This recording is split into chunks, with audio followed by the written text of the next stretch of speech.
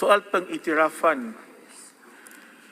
Kerajaan sentiasa melaksanakan dasar luar yang bebas, berprinsip dan pragmatik berasaskan nilai keamanan, kemanusiaan, keadilan dan kesaksamaan.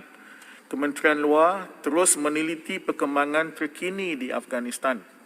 Sebagaimana kita tahu, pihak Taliban telah menguasai Afghanistan pada 15 Ogos 2021 dan pada 7 September 2021 telah menubuhkan sebuah kerajaan sementara.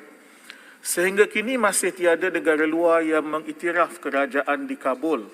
Ini termasuk negara-negara jiran yang terdekat dengan Afghanistan. Malaysia juga mengambil pendirian untuk berhati-hati dan meneliti perkembangan semasa. Sebelum kerajaan membuat keputusan muktamad berhubung isu pengiktirafan ini, terdapat beberapa pertimbangan atau dengan izin parameter yang harus diperhalusi.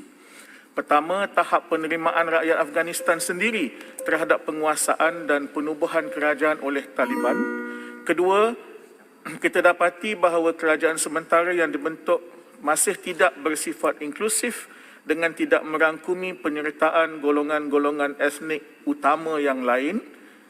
Dan yang ketiga, kita melihat kita memastikan soal inklusiviti ini. Yang kedua, Tuan Yang di-Pertua, inklusiviti ini termasuklah tentang peranan wanita bukan sahaja dalam pentadbiran tetapi juga dari segi penjagaan dan promosi hak-hak wanita dan anak-anak perempuan, juga dari aspek peranan dan sumbangan mereka kepada masyarakat dan negara.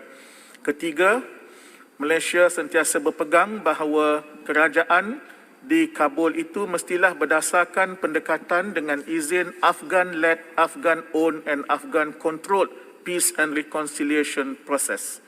Yang keempat, sebagai anggota OIC, Malaysia juga memberi tumpuan kepada pendirian yang ditetapkan secara bersama melalui mesyuarat tergempar jawatan kuasa eksekutif OIC pada 22 Ogos tahun 2021 yang secara ringkasnya menyebutkan, saya sebutkan di sini soal pertama, mengukuhkan komitmen dan sokongan OIC terhadap Afghanistan. Kedua, mengetengahkan harapan masyarakat antarabangsa dari kepimpinan baru di Afghanistan untuk mempromosi perdamaian nasional dan mematuhi undang-undang antarabangsa dan resolusi serta piagam PBB.